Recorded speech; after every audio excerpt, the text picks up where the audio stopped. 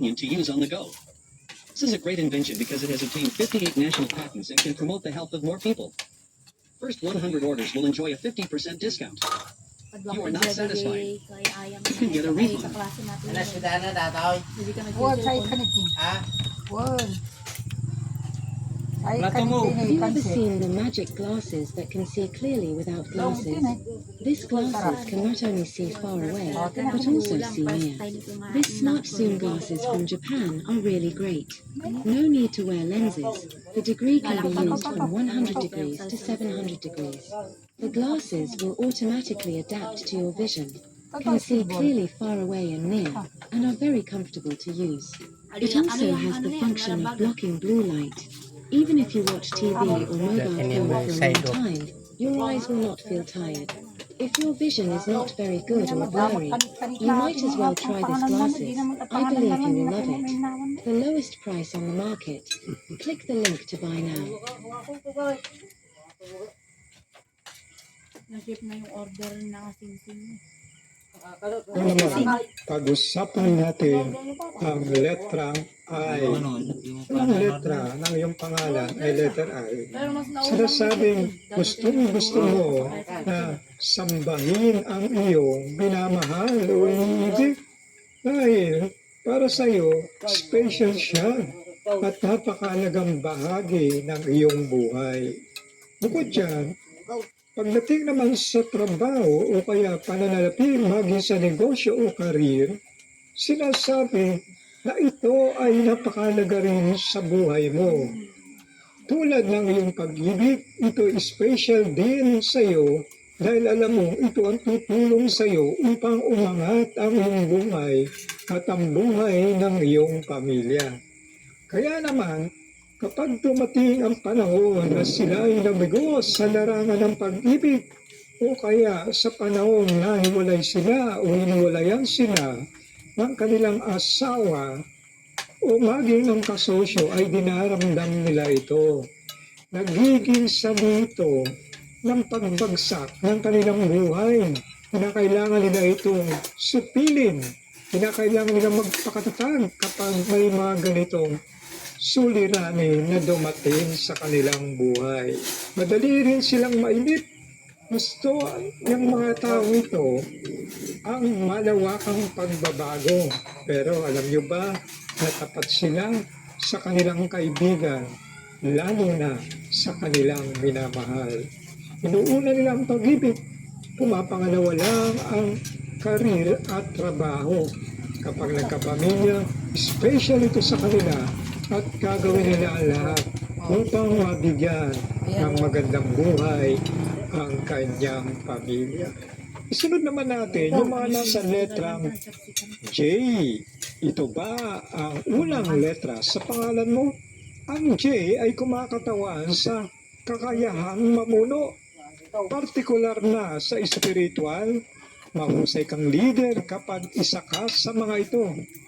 Sanay din silang makasalimuha sa mga tao. Kapag nagawa nila ito, pakiramdam nila ay napakapalad. Kinagigiliwan sila ng mga tao. Ang malalayong lugar ang nais nilang lakbayin upang makakuha ng bagong kaalaman at mga kakilala o bagong kaibigan. Ibig na ibig ng mga tao na may letrang J sa unang pangalan o unang letra ng pangalan nila ang makapahiling ang pamilya. Buhay nila at kaligayahan ng kanilang family. Kaya handa silang paglingkuran nito at ibigay ang lahat para mapasaya.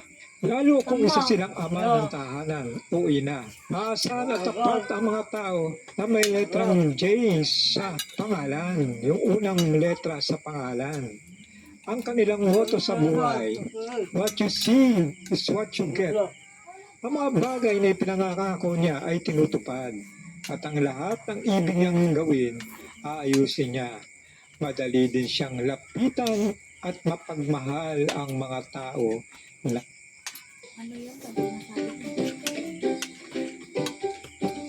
One Hand Online Cash Loan App.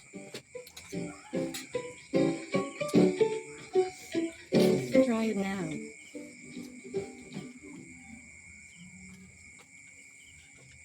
Hindi kayo magmakanina ko eh. So, ngayon naman, ang titingnan natin ang kahulugan ng letrang K sa inyong name. Swerte ba ito? Ngayon, pag-usapan natin ang letrang yan. Sinasabing mapangahas sa mga tao na ito.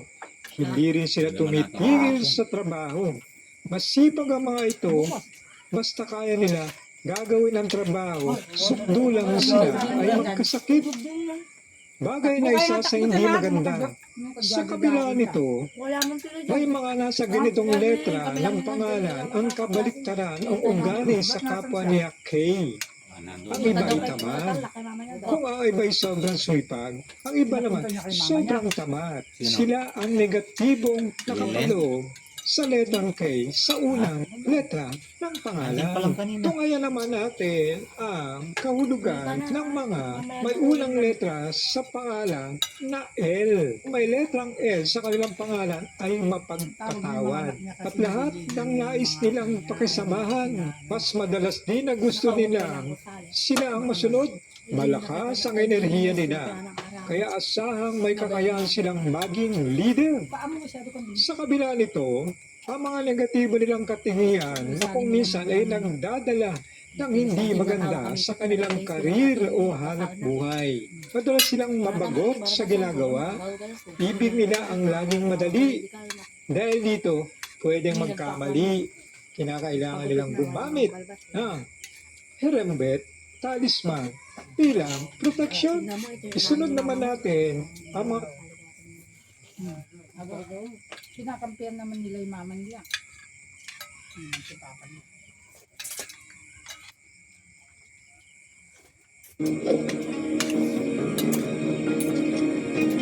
Nagdadalpay natin ang gawin. Yung mga duwain, bago dyan sa balay lang ang tao.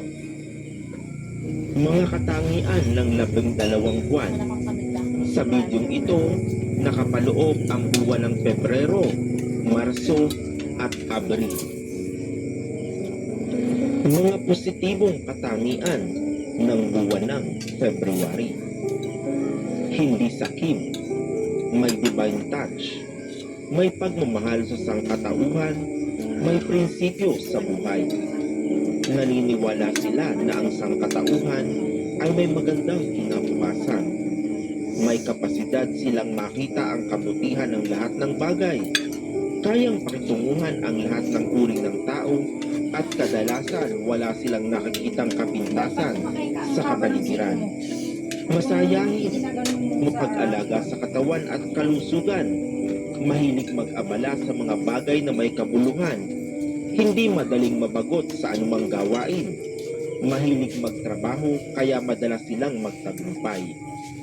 May kapasidad na baguhin ang katayuan sa buhay na para sa kanila ay unhealthy o kulang sa progreso o pag-unlad. Nasisiyahan silang makisalamuha sa mga tao, bukas palad sa mga tao. Sila ang pinakamabuting kaibigan sa lahat ng sign, laging handang tumulong. May higit na pagpapahalaga sa pandaigdig na pag-ibig kaysa personal na pag-ibig. Madaling kapalagayan ng loob, palatawa, Nag-live kayo ko mama, 2 oras ka dyan. Adawana.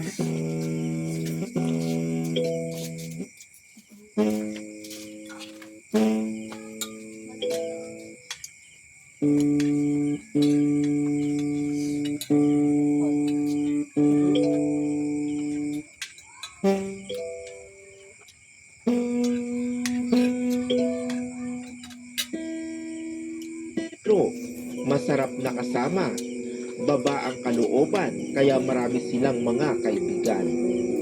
Magaling magsalita, malakas ang PR, maawain, mababa ang loob, madaling magbigay ng simpatya, mahilig magpapalagay. Kahit na ang buwan ng Abril ay kinukonsidera bilang pang-4 na buwan ng isang taon, isa rin itong buwan na humahawak sa unang zodiac astrological sign. Dahil dito, ang mga isinilang sa buwan ng Abril ay may ilang specialties. Ang pangalan na April ay nagmula sa salitang aperit, isang Latin na salita ng kahulugan ay open.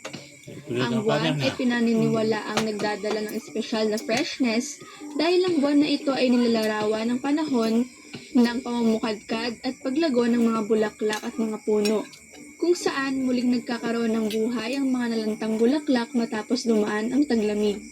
Kaya naman, ang personalidad ng mga ipinanganak sa buwan ng Abril ay nananatiling mayroong open-spiritedness at liveliness sa kanilang mga karakter. Ano-ano nga ba ang mga katangian ng mga isinilang sa buwan ng Abril? Maging nakakita ka na ng April-born personality o hindi, ang buwan ay inirepresenta ang mga katangian na may mataas na halaga at ang kanilang mga emosyon ay maaaring ikonsidera bilang isang extreme version. Huli lang yung kunti na sabay niya. Maging sa katapangan man ito, sensitivity o passion, kilala sila sa pagpapakita ng mataas na pakiramdam tungo dito. Narito ang ilan sa mga pangunahin at karaniwang katangian na maaaring mapansin mula sa isang taong isinilang sa buwan ng Abril. Tara na at ating alamin!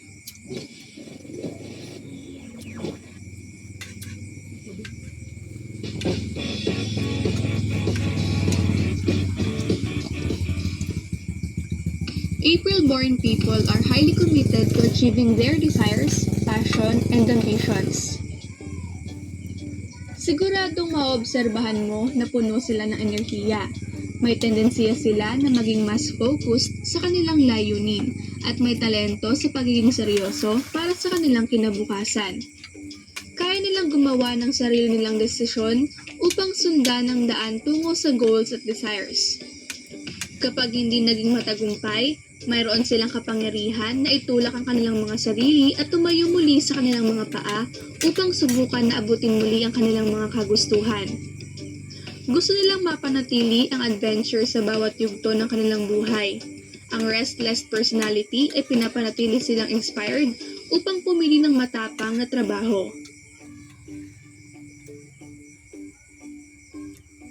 April-born people can influence others.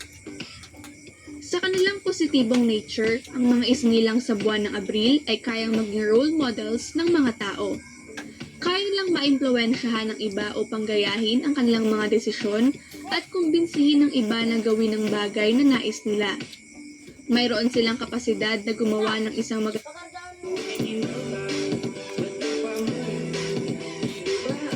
Lang na sila.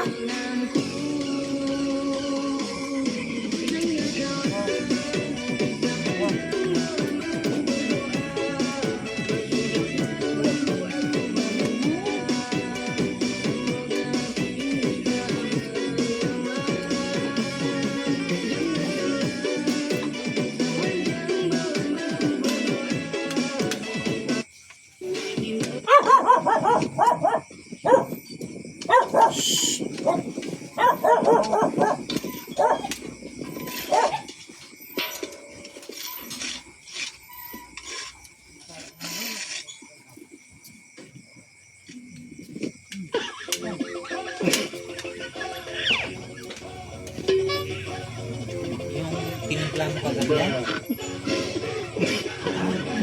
Pinagplano mo?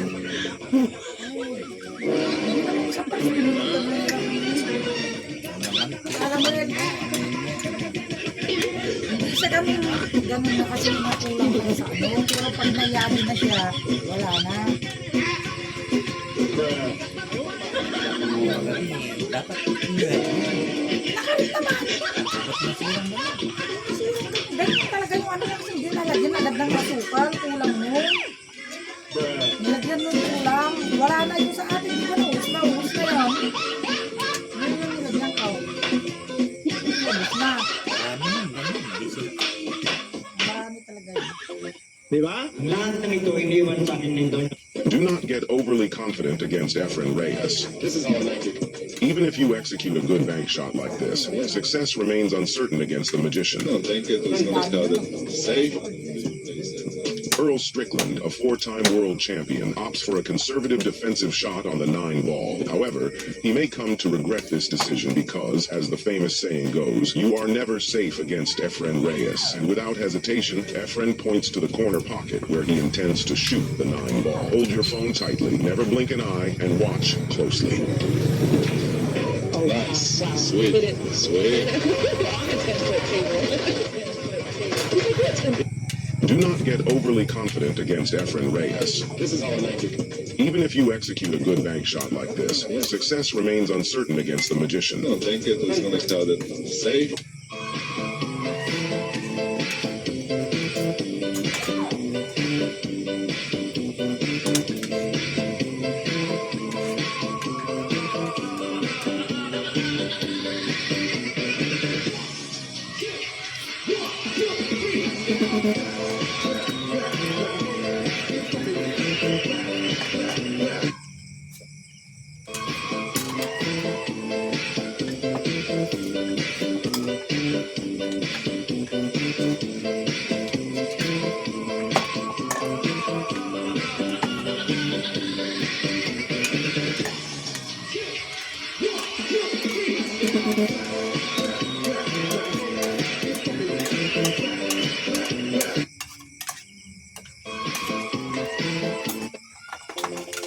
Ang tinawag ni mama niya, ayaw niya nga din umalis si mama niya.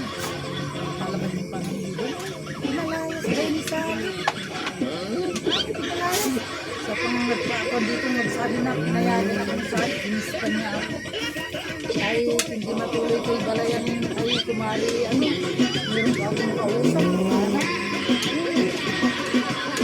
Doon yun, yung away nila noon. Sabihin ko sana, di ba alam mo naman, meron naman difference ka na. Kumalakan tayo, may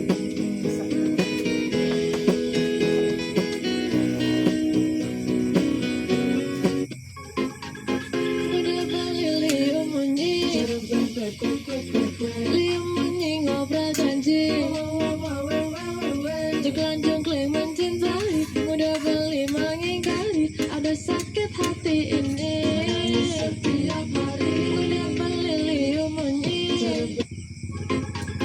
udah beli umunyi ngop.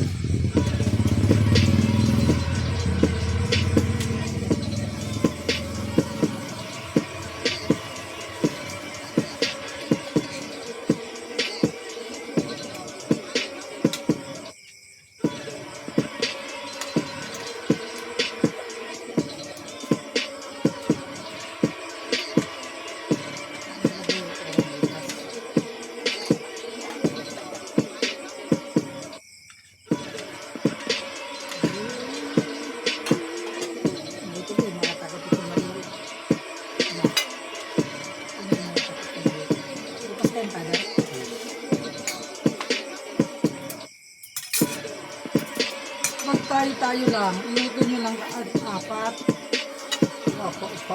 Kasi sobra pa eh, marami pa. Kapag yung grupo. Kahit andyan si Joey, dapat malaki yung ano natin, hindi naman kiraos yun eh. May gitsang kiraos yun, di ba? Yung kwan ng ano, pag kirausin mo si kiraos yun, 6 yun.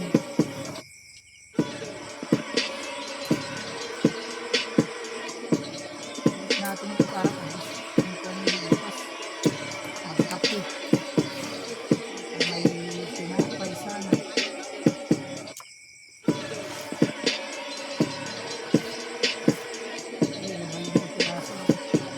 Ay, naipakan nyo tatagi sa bawon niya. May naglagaan ko.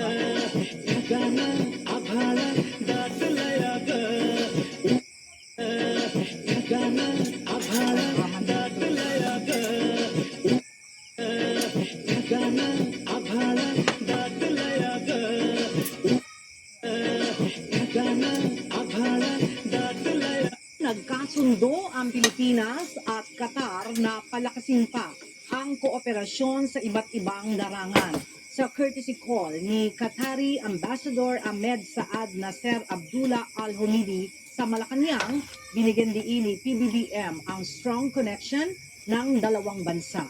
Sa bahagi ng ambassador, masayaan niya ang kanyang bansa sa pagpapatibay ng kooperasyon sa Pilipinas.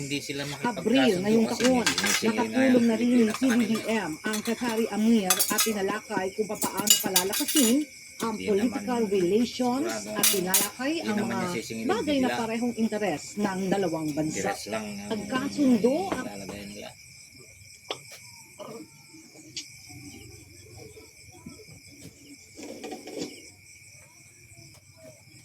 may utang sila. Diba, Saidaw? Yan, Saidaw.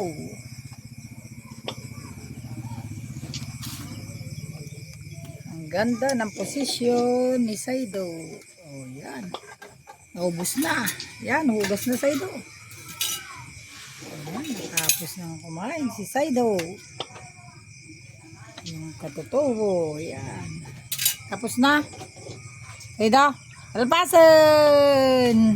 Nga ni Saidaw.